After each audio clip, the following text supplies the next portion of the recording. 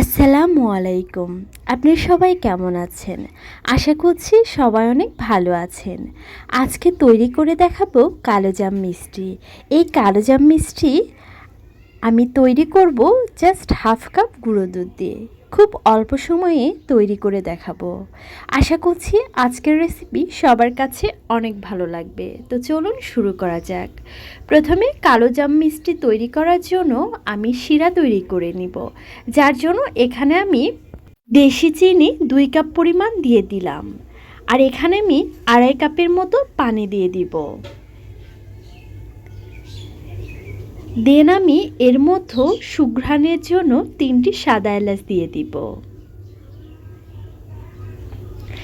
এখন আমি এই চিনির শিরাটা একটা বলক তুলে নিব।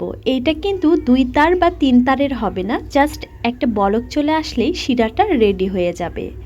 তো দেখুন বলক কিন্তু চলে আসছে। স্প্যাচুলার সাহায্যে একটু নেড়ে চেড়ে নিয়ে এখন আমি চুলাটা অফ করে ঢাকনা দিয়ে ঢেকে এটা আমি রেখে দিব।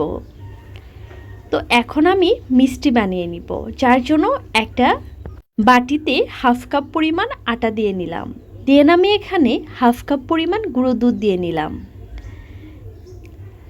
হাতের 2 চিমটি বেকিং সোডা দিয়ে দিব। দেন এখন আমি সবগুলো উপকরণ হাত দিয়ে ভালোভাবে মিক্স করে নিব। এই পর্যায়ে 1.5 চামচ ঘি দিয়ে দিব। ঘিটা দিয়ে দেওয়ার পরে আবারও আমি এটা ভালোভাবে মাখিয়ে নিব। যত ভালোভাবে মাখিয়ে নিব মিষ্টিগুলো কিন্তু ততটাই পারফেক্ট হবে। তো ভালোভাবে মাখানো হয়ে গেলে হাতের মধ্যে একটু নিলে দেখবেন এটা মুষ্টি পাখানো যাচ্ছে, আবার একটু চাপ দিলে এটা ভেঙে যাচ্ছে। এ পর্যায়ে বুঝতে হবে মিশ্রণটি সুন্দরভাবে মিক্স করা হয়ে গেছে। এখন আমি 4 চামচের মতো জাল করে দুধ নিয়ে নিয়েছি। এই দুধগুলো এখন আমি মিশ্রণটির মধ্যে একটু একটু করে দিয়ে দিব। সবগুলো দুধ একবারে দেওয়া যাবে না, একটু একটু করে দিয়ে একটা পারফেক্ট ডো তৈরি করে নিব। তো আমার একটু দুধ বেঁচে গিয়েছে, তো আমাদের 4 চামচ লাগেনি, 3 চামচের মতো এখানে দুধ লেগেছে। তো এখন আমি একটু শক্ত করেই ডোটা তৈরি করে নিব। যদি এটা আমি রেস্টে রেখে দিতাম সেক্ষেত্রে একটু নরম করে ডোটা তৈরি করে নিতাম। যেহেতু আমি এখনই এই মিষ্টিগুলো বানিয়ে নিব, যার জন্য ডোটা একটু শক্ত করে নিয়েছি। আর দেখুন আমি এটা 10 মিনিটের জন্য রেস্টে রেখে দেন 10 মিনিট পরে আমি ফিরে এসেছি মিষ্টি বানানোর জন্য। তো মিষ্টি বানানোর জন্য আমি একটু একটু করে মিশ্রণটি হাতের তালুতে নিয়ে একটু ঘুরিয়ে ঘুরিয়ে সুন্দর একটা শেপ তৈরি করে নিব।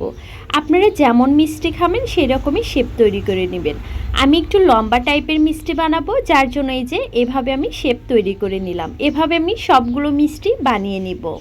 তো দেখুন কতগুলো মিষ্টি এখানে হয়েছে। এখন চুলায় একটা ফ্রাই প্যান বসিয়ে দিয়ে বেশি পরিমাণ তেল দিতে হবে। আর তেলটা কিন্তু বেশি গরম করা যাবে না, হাতের যেন এই তেলের মধ্যে সহ্য পায় সেই পরিমাণ আমাদের তেলটা গরম করে নিতে হবে।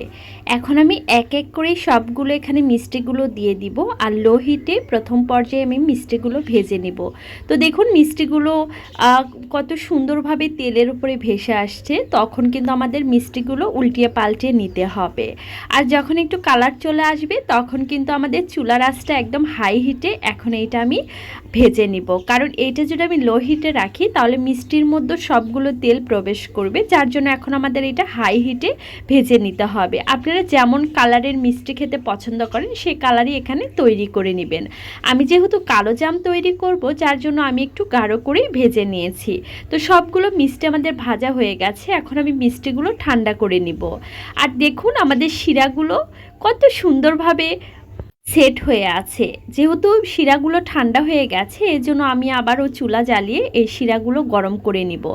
আমাদের মিষ্টিগুলো কিন্তু ঠান্ডা হয়ে গেছে। এখন আমি এই শিরার মধ্যে মিষ্টিগুলো দিয়ে একটা ভালোভাবে বলক তুলে নিব। তো দেখুন আমি শিরার মধ্য দিয়ে একটু নাড়াচাড়া করে যেহেতু একটা বলক চলে আসছে, এখন আমি চুলাটা বন্ধ করে এটা 20 মিনিটের জন্য ঢাকনা দিয়ে ঢেকে রেস্টে রেখে দিব। তো 20 মিনিট পর মিষ্টিগুলো দেখুন কতটা ইয়াম্মি লুক আসছে, তাই না? আর প্রতিটা মিষ্টির মধ্যে কিন্তু শিরাগুলো ভালোভাবে প্রবেশ করেছে এবং মিষ্টিগুলো দেখুন কত বড় বড় হয়ে গেছে।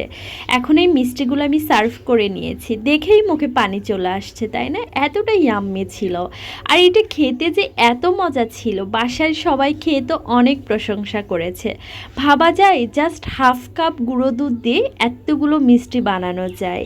আর এই মিষ্টিগুলো বানাতে কিন্তু খুবই অল্প টাইম লাগে। আপনারাও কিন্তু চটজলদি আজকে আমার মতো করে তৈরি করে নিতে পারেন এই কালোজাম মিষ্টিগুলো। আর আজকে আমার এই কালোজাম মিষ্টির রেসিপি যদি আপনাদের কোনো অংশ একটুও ভালো লেগে থাকে তো লাইক, কমেন্ট এবং বেশি বেশি শেয়ার করে দিবেন।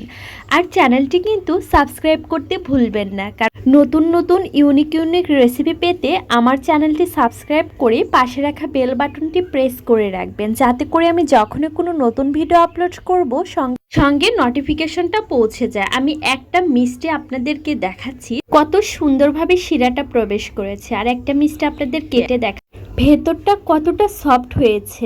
তো আজকের মতো এতটুকু, নেক্সট ভিডিওতে আবার দেখা হবে। আল্লাহ হাফেজ।